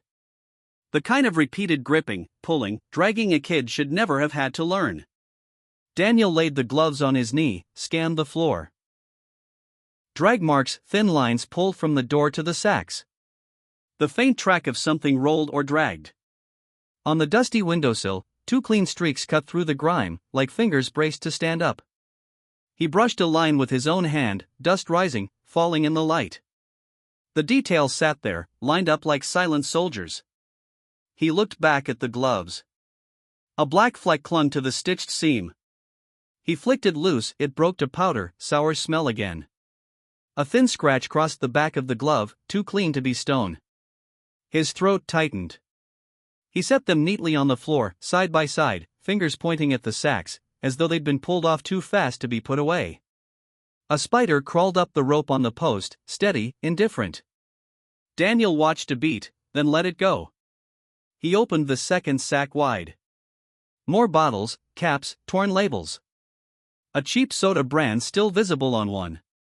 At the bottom, a plastic berry container, lid flipped open, purple smear across the edge. He tied the sack back, tight and clean, like lashing rope before a storm. Not to hide it, but to keep it still while he worked the map in his head. He picked up the gloves again, pressing them lightly to feel the stiff dirt. A flash: Emily last night clutching her gift-wrapped bundle, fingers thin and tense. The ring finger on the glove was ripped and stitched back. He remembered a faint scar on Emily's hand. For a second the 2 pieces locked together, then pulled apart. He stood, head nearly touching the roof. The tin popped as the sun heated it. He circled the shed. A small shovel leaned on the wall, blade caked with serrated dirt. A plastic bucket, cracked, holding a shallow pool of old water, dust floating on top. A rag, blackened, thrown over the door peg. On the wall, a faded calendar from last year, reindeer in winter, a bar's phone number blurred like a half-remembered dream. Back at the sacks, he tried to lift one. Heavier than expected, though only filled with empties. Easier to drag than to carry. The marks on the floor proved it. He set it down, the glass rattled sharp, then went quiet, like a short hailstorm. A jam jar among them, lid sticky with dried sugar. Ants long gone, season past. Daniel returned to the gloves. This time he slid them into his jacket pocket, fingers up, cuffs peeking out. Neat, like tucking away a military ID. Not thought out, just habit. Years of saving small things as proof. In his head, he counted 1, 2, 3, 4. The calendar. The cup. The drawing. The gloves. Enough for a father to know he couldn't look away. A breeze slammed the shed door against the wall. A dead maple leaf spun down, landed by his boot. He bent, picked it up. Its veins were thin, brittle, ready to break at the lightest touch. He set it on the windowsill, next to the 2 finger marks. A ritual without name, a marker of first sight, so tomorrow he'd know where he'd stood. At the threshold, he turned. The little room held its silence. Sacks, rope, shovel, bucket, calendar. Witnesses that said nothing. Light fell through the cracks in stripes, like lines on a school notebook waiting for words. He drew in a breath. The taste of oil and dirt burned his chest. His heart beat harder, but steady. The rhythm of someone who knew this was real ground, not shadows. Back outside, the sun had sharpened. The dew shrinking into the roots. Daniel shut the shed, looped the lock through, didn't snap it. In his pocket, the gloves weighed heavier, not with dirt, but with their new meaning. On the porch, Emily stood in the doorway with a blanket, eyes fixed on him, unblinking. Daniel lifted his hand, palm open to the sunlight, a gesture to her in their own language, "I saw." He walked toward the steps, each one settling something inside him. He didn't need words. Didn't need anyone to admit. The objects would tell the story if he was patient enough to see. And he was, because patience was what had kept him alive. Now patience would keep Emily and Sophie through another winter. At the door, a faint rattle in his pocket, 2 bottles knocking against the gloves. He pulled one out, a plastic cap that must have stuck to the seam. He set it on the step, threads up, cup down. Another mark on the map. Then he opened the door, went inside, carrying the smell of dirt, of oil, and the weight of 2 small gloves, light as cloth, heavy as stone and clear as the sunlight climbing over the roof. The next morning the sky hung low and gray, heavy like a blanket pulled tight over the trees. Daniel drove the old pickup out of the driveway, the engine coughing like a man not fully awake. The early air was cold, damp from the fields, and it clung to his breath. He sat stiff, back straight, both hands gripping the wheel. In the chest pocket of his coat, Emily and Sophie's little gloves were still tucked in place, warm as coal that hadn't cooled. Every bump in the rough road echoed in his chest. The road to school wound past small houses, porches gone silver with age, patchy lawns. He'd made this trip hundreds of times before, taking the kids in the morning, picking them up in the afternoon, fall leaves tumbling in the truck's wake. But today it all looked different. Too quiet, stripped down, like every house was holding something inside it that it wouldn't say. Gravel crunched under the tires, dry and sharp. A yellow mutt darted across the road, stopped, and looked back at him with tired eyes. The school gate came into view. White paint peeled off the fence, exposing old gray wood. Up top, the flag snapped weakly in the wind, its colors washed out, like winter had drained them. The lot was half empty. Daniel pulled into a corner space, shut off the motor. The silence was so complete he could hear the wind run over the antenna. He sat a moment, touched his chest pocket, then opened the door. The blacktop lot was lined with faded white stripes. The bell rang, echoing down the halls like steel hitting steel. A wave of kids rushed by, backpacks bouncing, sneakers smacking the pavement. Emily wasn't among them. Daniel stood still, eyes fixed on the gap she should have filled. Nobody stopped, nobody looked back, the emptiness was louder than any face. He pushed through the glass doors, heavy hinges groaning. The hallway stretched long and sterile, buzzing under cold fluorescent light. Chalk dust, fresh paper, the faint sour of old coffee. His boots struck the floor, steady, while kids' laughter spilled from a classroom near the end. He slowed, eyes scanning the notice boards, crayon drawings, a flyer for track day, a class photo. His eyes locked there, Emily in the corner, hair loose, eyes bright, spring sunlight in her face. That was months ago. Since then, day after day crossed off on the calendar. At the faculty office, the door was half shut. Inside, pages turned, chairs scraped, the air held the smell of burnt-out coffee. Daniel knocked. The door creaked wider. A thin woman with brown hair and rimmed glasses looked up, Miss Carter. Her face flickered, like she wasn't ready to see him. Daniel stepped in, nodded, wanting to speak but his throat wouldn't work. She set her papers down, folded her hands. The words she finally said were plain. She's been missing too much, and she's losing weight. No drama, no flourish. Just straight and sharp, like a needle. Daniel felt his chest clench. His mind replayed the night before, Emily clutching Sophie, eyes glittering but evasive, like a film spooling backward. The teacher hadn't said anything more than the truth, but that was what cut deepest. He'd lived on orders barked short and clear, explosions that ended quick. Now this one small sentence landed heavier than any of that. Miss Carter pulled out a chair. Daniel sat. The wood creaked, unforgiving. The office was small, window facing the back lot, brown curtain pulled aside. Piles of workbooks stacked high on the desk, edges curled by kids' hands. She opened the attendance log. Row after row of empty boxes, absent. Whole weeks gone blank. Daniel rested his hand on the edge of the book. Didn't turn it, just let his palm press the paper to know it was real. His eyes tracked the gaps, each one like a hole punched in his daughter's life. He could hear her footsteps in memory, the crinkle of newspaper wrapping her gift, Sophie's whisper. He swallowed hard, throat dry as sand. Miss Carter didn't add much. Just said Emily used to be diligent, hardly missed class. Lately, when she did show up, she looked distracted, with dark circles under her eyes, her hands trembling. Each detail short, clipped, but together they drew the outline of something undeniable. Daniel sat straight, shoulders tight. He didn't answer. He stared out the window at a couple kids running across the yard, their shadows long on the concrete. In his mind, Emily and Sophie overlapped with them, smaller, bent under the weight of sacks. No proof, not yet, but enough to fracture him inside. He rose, nodded once, no promises, no excuses. Miss Carter kept quiet, like she knew silence was respect. His chair scraped soft, almost swallowed by the stillness. The hallway on the way out seemed longer. White light cold on his back, his shadow stretched. The bell rang again, doors flew open, and kids poured out, laughing, shouting. A normal world, every child accounted for except Emily.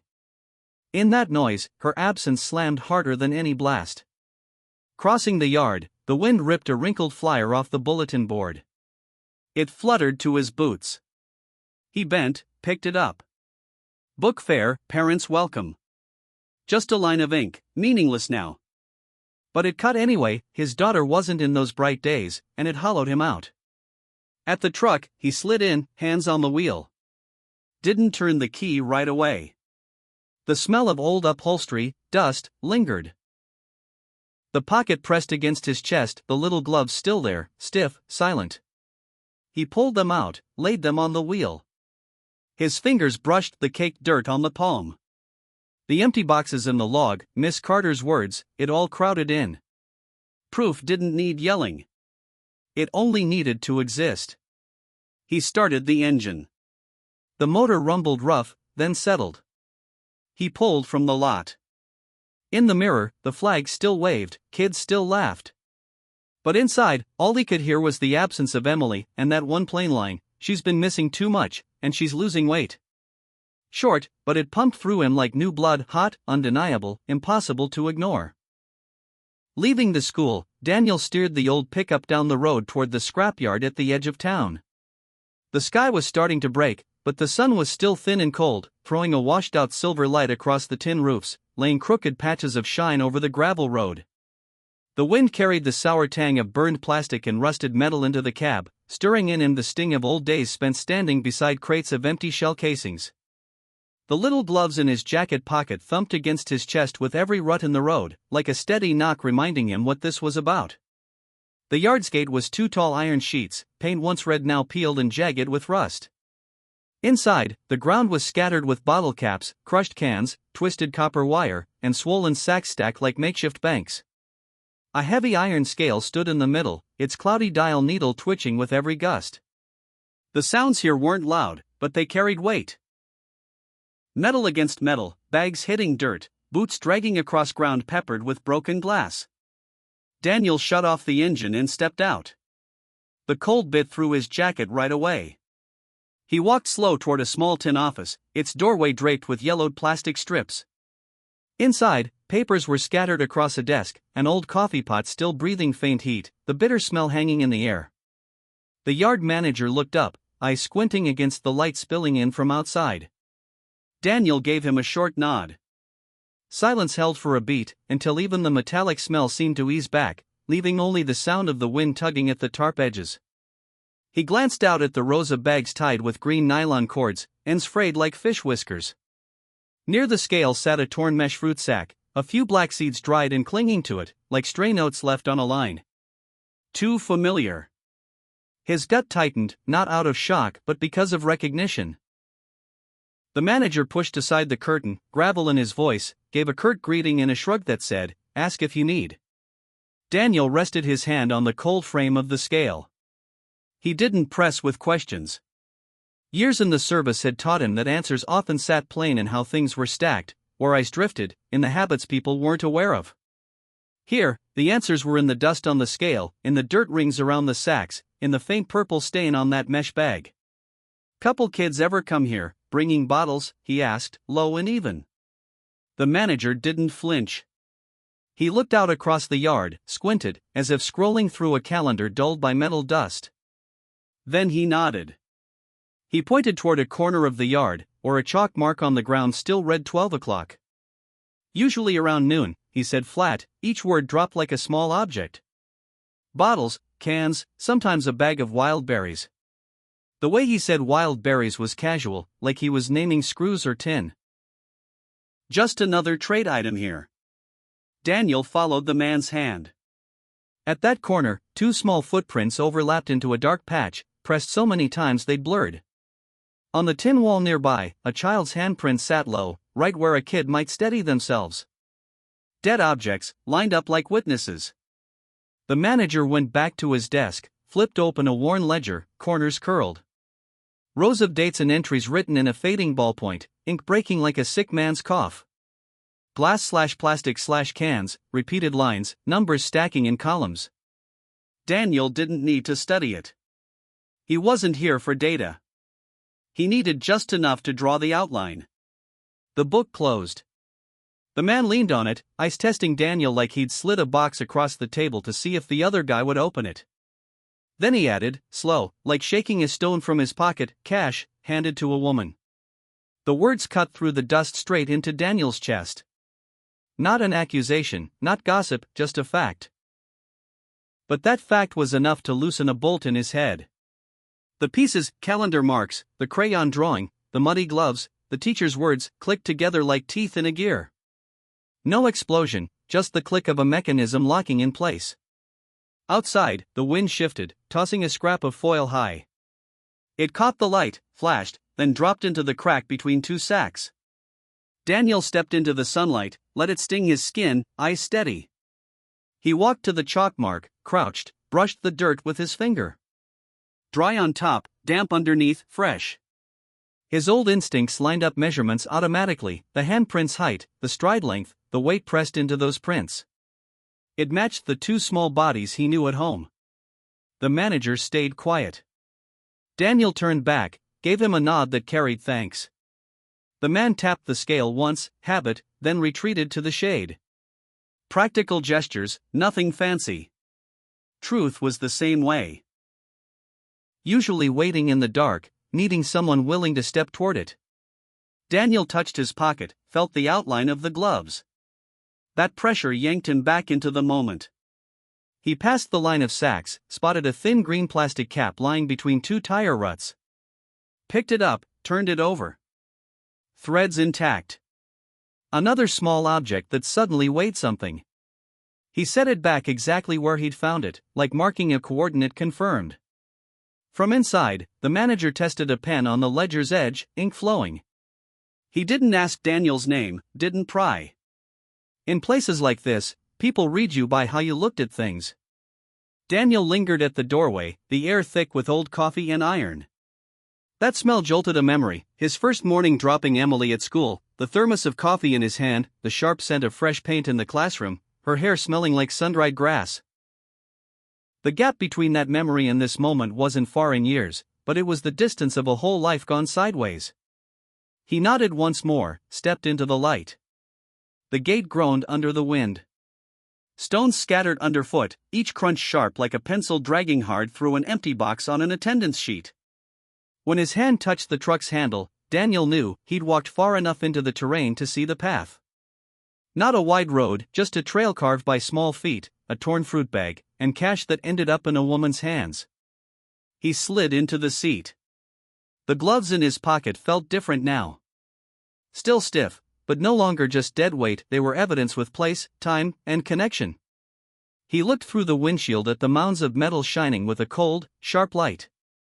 This wasn't a place for children. No child should have walked here with tiny mud-stained gloves. He turned the key. The engine rattled, then steadied. Hands firm on the wheel, he faced the gate. Wind tugged at a scrap of paper snagged on the iron, fluttering to escape but stuck fast. He exhaled slow, letting the breath sink into the hum of the motor. In his mind the sequence lined up, the crossed-off calendar, the drawing, the whisper, the gloves, the chalk mark, the plain words. Everything is in order. For the first time since he'd opened his own front door, Daniel felt something solid move inside him. He wasn't stumbling in the shadows anymore. He had direction. And that direction, even through the scrap and wreckage of life, was clear, toward the truth, and standing firm between it and his two daughters. That night the house was so quiet it felt like somebody had pulled all the air out of it. Only the faint whistle of wind slipped through the cracked window, brushing the frayed curtain and making it twitch just enough to notice if you stared. Daniel sat by the bed, back pressed to the worn wood frame, listening to his own heartbeat thud slow but heavy. The dark wasn't solid. It was blotched with the weak yellow light of the night lamp. That glow washed over his daughters' faces like a candle flame trying not to go out in a damp room. Emily wasn't asleep. Her eyes were wide open, pupils bright like little chips of glass. She stared at the alarm clock on the nightstand, the red digital numbers glowing across her cheek, cutting thin lines down her face. It wasn't the look of a kid waiting for the bell to get up for school. It was the stare of a guard on duty, waiting for the minute hand to hit the change of shift. Every second that passed wound her tighter. Daniel tilted his head, watching. The red seconds mark clicked forward, quiet but sharp in the dark. With each jump, Emily's shoulders lifted, strung tight like a pulled wire. 10 years old, and instead of slipping into sleep, she lay stiff, her breathing pressed down inside her chest. Sophie, on the other hand, was out cold, breathing uneven, her little arms flung across her sister like she needed a shield. Emily held her hand steady, didn't pull away, anchoring her, but her eyes never left the clock. Daniel laid his hand gently on her tangled hair. It was dry, brittle, like straw. She flinched a little, then stilled, but she still wouldn't look at him. Didn't take her eyes off those numbers. Even his hand on her head didn't soften her. Something heavier than comfort had her locked in place. He remembered nights in the service, out on the line. Him and his unit lying flat in the dirt, no one sleeping, eyes glued to the glow of their watches, waiting for the minute they had to leave the trench and move out. And now, here it was again, but in the body of his daughter. The thought tightened his chest. A 10-year-old wasn't supposed to live like a soldier on watch. The seconds clicked forward. Emily sucked in a breath, then let it out. In those wide eyes, Daniel saw the same alertness he'd seen in battle-worn men. Ready. Waiting. Bracing for the next order. But what orders? Not school. Not some test. Something else. A routine drilled so deep that when the clock hit its mark, her body would move without anyone saying a word. A chill ran through him. He'd seen plenty of discipline, plenty of survival habits men built into themselves. But this kind of conditioning on a child was proof of something twisted. Emily wasn't waiting for school. She was waiting for command. And that waiting turned her bedroom into a barracks. Sophie stirred, whimpered in her sleep. Emily instantly shifted, calming her with a hand, eyes still locked on the numbers. That movement, holding her sister with one hand while never breaking watch with the other, felt like two orders tied together. Daniel understood then, his oldest was the bridge, keeping Sophie's childhood intact on one side, while bracing against whatever weight pressed from the other. He didn't speak. He knew that look from Emily, pleading with him to stay silent, the same as before. Only this silence felt different. It didn't just keep the room calm. It forced him to hear the tick of the clock drilling through his chest. Each jump of that second hand was like a warning, something happens at a set hour, something dark has bent this child into waiting for it. Daniel leaned his head back against the bed frame, eyes fixed on the glowing red numbers too. He felt the sharp ache in his chest, the helplessness clawing at him. But under that helplessness, something else rose, steady, strong. Same way he'd learned in the field, when you can't stop the gunfire, you brace for the next shot. He knew now, if Emily was trained to snap awake at some secret hour, then he needed to be there, right on the dot, to see it with his own eyes. The night lamp painted their faces soft, but the truth underneath was hard. On Emily's face that glow looked like a mask, thin and fragile. Behind it lived the fear of being locked out, of going hungry, of being scolded. Daniel didn't need words. Watching her stare at that clock told him everything. So he stayed. Didn't move, didn't sleep. One hand rested on Sophie's hair, the other on Emily's, holding them close like a man clutching his rifle. And with the clock ticking steady, Daniel swore to himself he'd break this rhythm. He'd give his daughter back the right to look at a clock like any kid should to know when art class started, or when it was time to go play. In that stuffy little room in a Midwestern town, time didn't move by the clock, it moved by the heavy breaths of two small kids. Daniel sat there, back still pressed to the bed frame, when Sophie stirred. She curled herself tight like she was trying to hide inside a cocoon, then whispered, so faint it felt like only the dark could hear it. Hungry. One word. Short, dry. It dropped straight into the thick silence. Daniel's hand clenched tighter on the edge of the blanket. That sound, it was like a stray shot in the night. Loud for a moment, then gone, but it left a ringing in its place. He didn't answer. Not because he didn't want to comfort her, but because he knew any promise right then would fade quick, like chalk on wet cement. Emily's eyes were still wide open, catching the glow of the alarm clock's red digits. When she heard her sister, she turned her head and laid a hand on Sophie's back, patting her the way grown-ups try to settle a child. But her little hand shook. Not steady enough. And Daniel saw it, the weight of someone aging too fast. A 10-year-old trying to be a wall of protection, while already cracked inside. In the dark, the truth was starting to come together for him. Not through light, but through silent fragments. The calendar marked with heavy X's. The shaky crayon drawing. The muddy gloves. Now a whispered word from a 3-year-old. All pointing to the same thing, a life being choked off, hunger in the body and in the spirit. He rubbed a hand down his face, across the bridge of his nose. A habit he'd picked up in the trenches. When there was no way forward, you tried to control your breathing.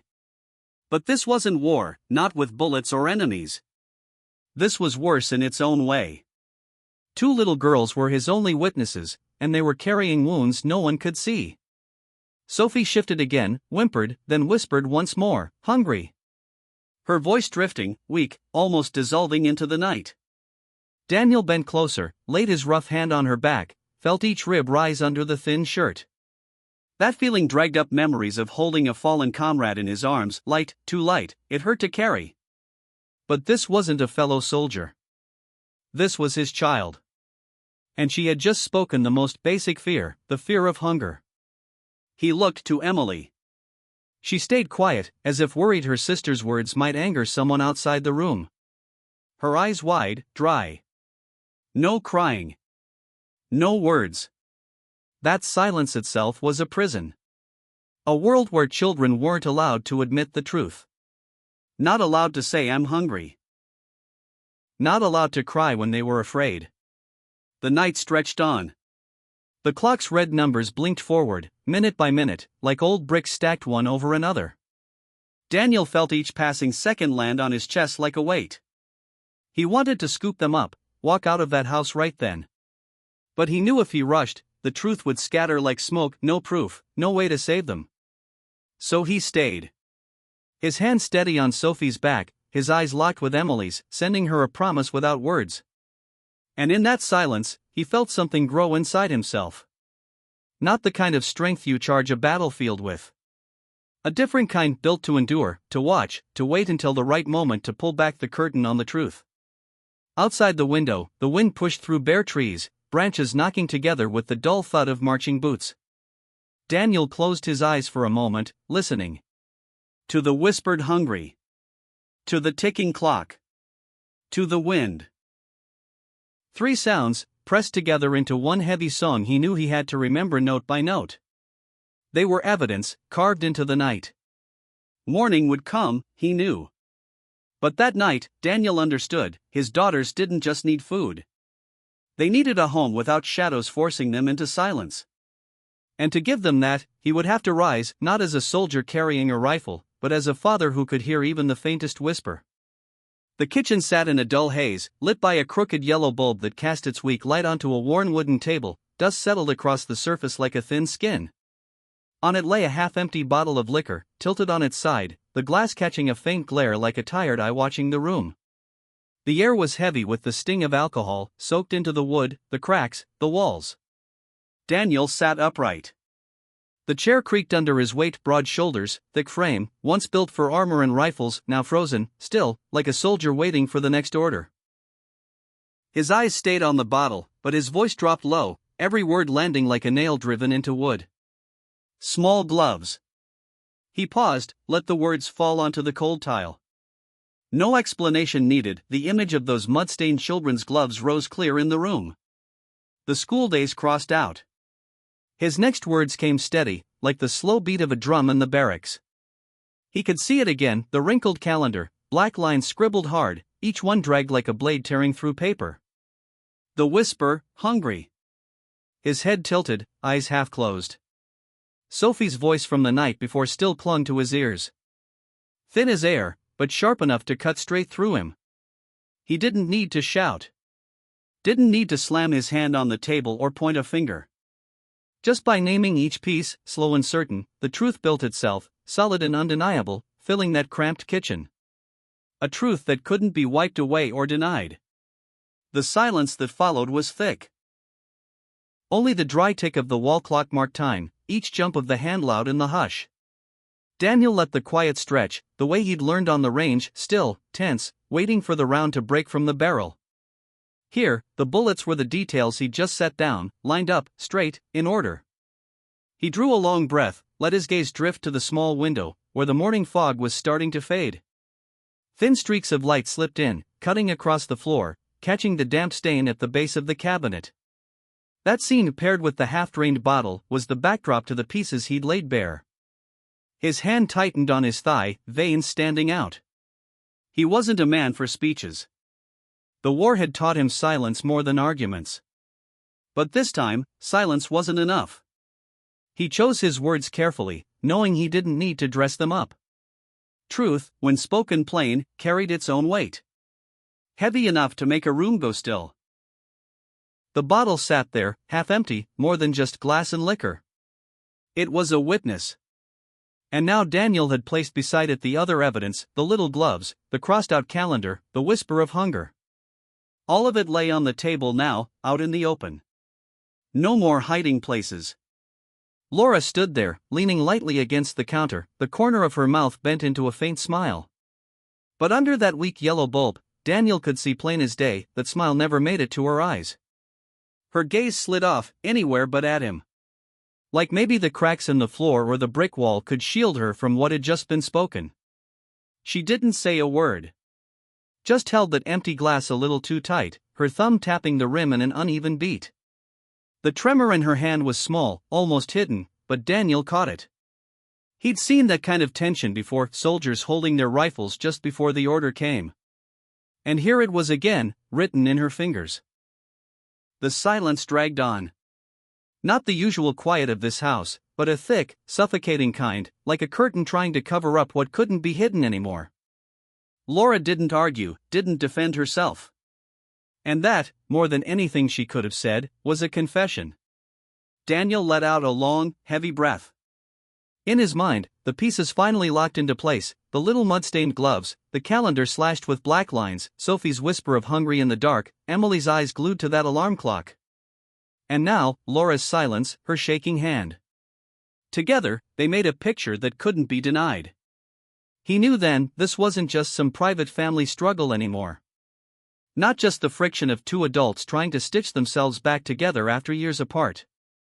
This was a fight.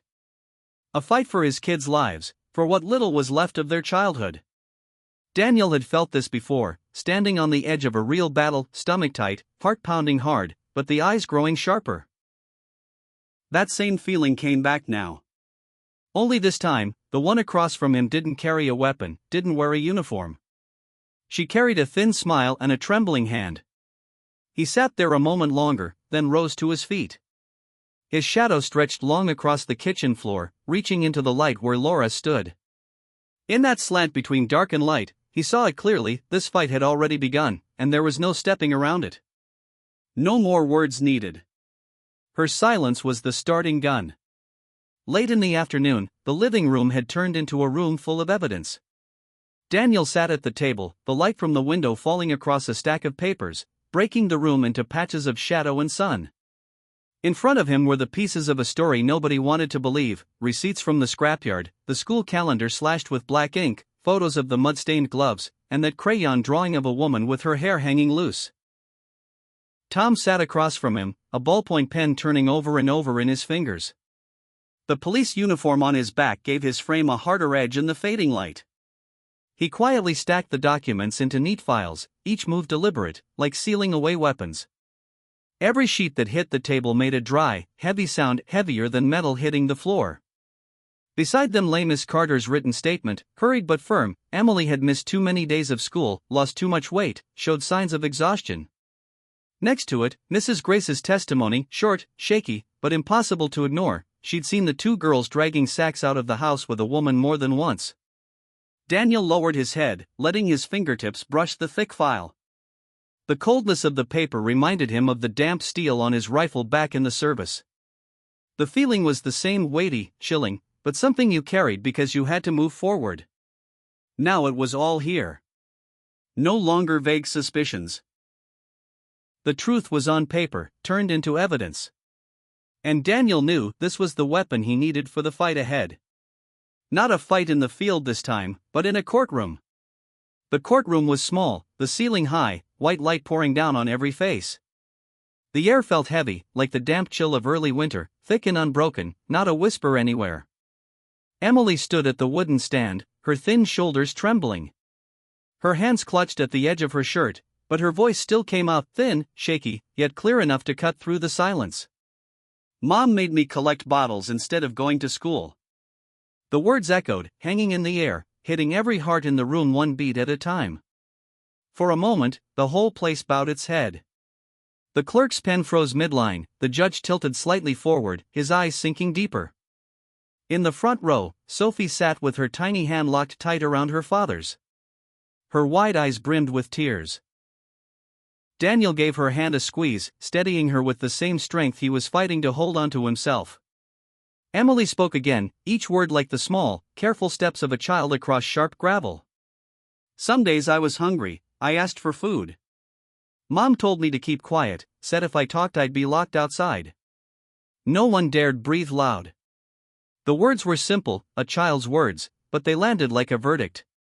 Not accusations, just the plain truth, and because of that, they carried even more weight. Daniel lifted his head, eyes fixed on his daughter. Beneath her shaking, he saw a seed of courage of a child pushed to the edge but still choosing to speak. And in that moment, he knew the fight was no longer his alone. Laura sat upright in the witness chair, her hair pinned tight, dark jacket pressed neat, her face carefully put together. Every move she made felt rehearsed, like she was playing the part of a respectable woman under the eyes of the world. Her voice came out smooth, practiced, denying the children's words, denying the truth that had already filled the room.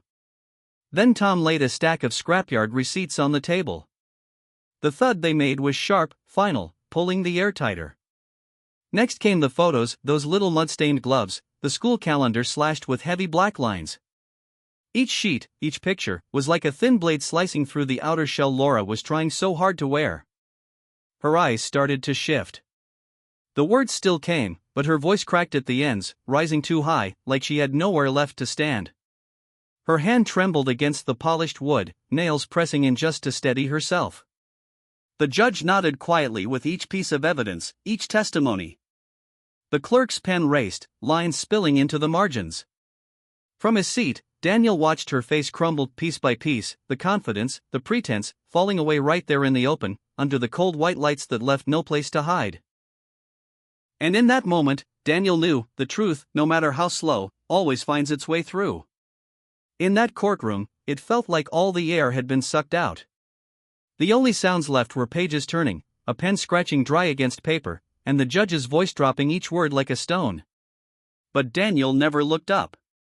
He just bent his head, holding tight to Emily's cold hand, while Sophie leaned into his shoulder, her breath trembling against him. He didn't shout. He didn't curse. Not a single harsh word. Just a steady, unblinking stare across the room, cutting through the space until it landed on Laura. No argument needed, his silence carried more weight than any verdict. Sophie shifted a little, pressing closer to his arm. Emily lifted her eyes for a split second, caught the stillness in his face, then quickly looked down, as if she knew something had ended right there.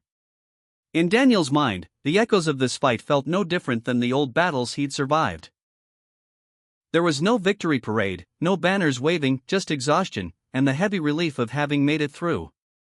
He understood now, winning wasn't about pride. It was simply about giving his daughters a chance to step back into the childhood they deserved. The small house sat quietly off a suburban road, its white paint fading a little, the roof low, a small garden in back with a few rows of young vegetables pushing through the soil. Inside, the kitchen was lit up by morning sun spilling through the window, falling across a plain wooden table where a father and his two girls sat together. Emily sat straight, carefully pouring milk into her sister's glass. Sophie chattered as she tried to bite into a piece of hot toast, crumbs scattering down her shirt. Daniel didn't say much, he just watched, his hands wrapped around a mug of coffee, the steam carrying a calm, familiar smell through the room. There were no chairs knocked over now, no stench of whiskey hanging in the air. Just the sound of a knife meeting the cutting board, the bright laughter of children echoing off the white walls. Every sound, every breath felt steady, as if even the house itself had learned how to breathe easy again. Daniel took a slow bite of toast, eyes on his daughters, and in that quiet moment he knew with absolute clarity, this was the only kind of victory worth holding on to. The picture hung neatly on the white wall, the paper a little wrinkled, crayon colors spilling past the lines. A small house with a red roof, a green yard beside it, and 3 people holding hands under a deep blue sky. In the corner, Emily had drawn a little dog, awkward, cheerful, and alive. Daniel stood there for a long while. In those shaky strokes, he could see a fragile kind of trust starting to grow. No court ruling, no legal judgment could give them that. It came from mornings with a real breakfast, warm dinners at the table, and arms that held tight enough to make a child believe again. Sophie ran up, pointing at the drawing, laughing. Emily hung back a little, waiting for her father's eyes. Daniel bent down and pulled them both in. The hug was plain and unremarkable, but steady, like a promise, from here on, there would be peace. And he knew, right then, the healing had finally begun. Outside on the porch, late afternoon drifted down slowly, the pale golden light brushing the wall where Emily's crooked little painting still hung. Daniel sat by the window, his 2 children chattering in the backyard, their clear laughter weaving into the soft wind moving through the trees. He closed his eyes for a moment, letting steady breaths carry him back to the present. No bombs, no screams of the past, just a small house and 2 little hands learning to hold on to each other. This story doesn't close with a grand victory, but with a quiet morning, a warm embrace, and a child's picture taped unevenly to the wall. Healing, sometimes, isn't something big, it's simply staying long enough to hear your own heartbeat, and the laughter of those you love. If you've walked through a stretch of life heavy with shadows, you may understand, peace isn't loud, it's as quiet as breathing. And maybe, somewhere in this story, you found a piece of yourself. Leave a thought below. It doesn't have to be long, doesn't have to be polished. Just honest. You never know, your words might be the small light someone else has been quietly searching for.